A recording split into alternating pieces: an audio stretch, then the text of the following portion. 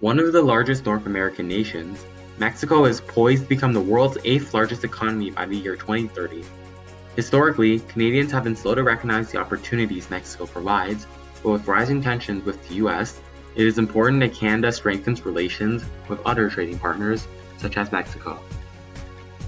Today, we'll be looking at a history of these two countries, in Canada and Mexico, a timeline of trade.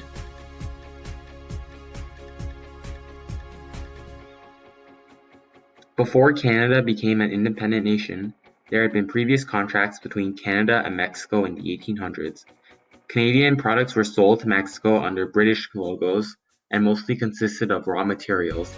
Mexican exports mostly consisted of textile, cotton, food, and food products.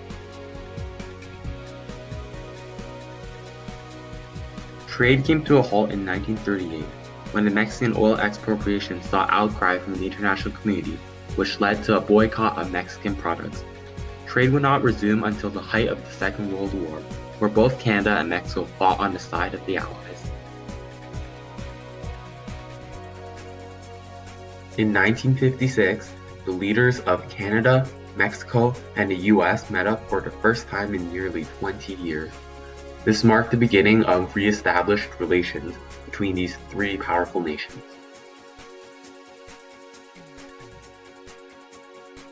In 1968, a joint ministerial commission was set up by both nations to meet every 2 years to discuss and analyze mutual interests in promoting development and deepening relations. This trade deal became what we know today as NAFTA, aka the North American Free Trade Agreement. This new comprehensive free trade pact between these two neighbors would begin in 1990. Where talks between the leaders of these nations would begin.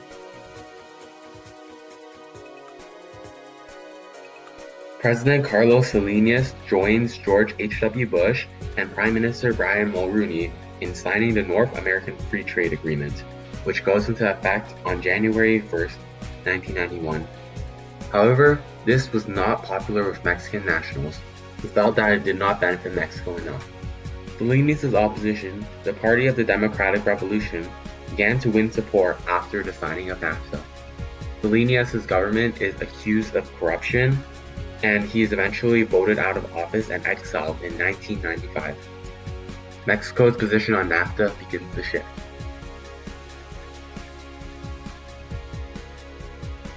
NAFTA comes into effect, and the Mayan Indian Zapatist guerrilla army in southern Mexico launches an armed rebellion explicitly against the free trade deal. This shifts public opinion in Mexico and also paints a really bad light on NAFTA.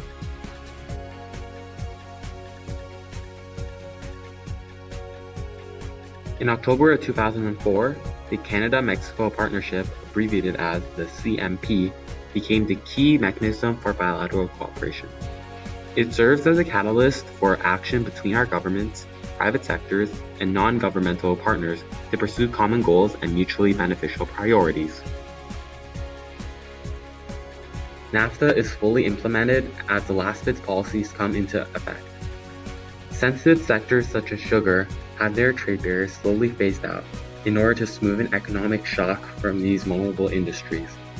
Mexico imports have grown sixfold, while Canadian exports have grown to twice the previous amount. On December 1st, 2016, Prime Minister Trudeau announced that Canada intended to lift the visa requirement for Mexican visitors. Lifting the visa requirement would deepen ties between Canada and Mexico and will increase the flow of travelers, ideas, and businesses between both countries. It would also streamline the work permit application process. Prospects for improved cooperation between Canada and Mexico have been quashed by the 2016 election of President Donald Trump. Trump's opposition to the agreement is particularly bitter, believing that Mexico is benefiting at the American expense, while Mexican public opinion believes that NAFTA is not benefiting Mexico enough. With the future of NAFTA uncertain, it is important that Canada bolsters relations with Mexico. In order for them to remain one of our major trading partners, establishing a solid relationship without the US is the first step.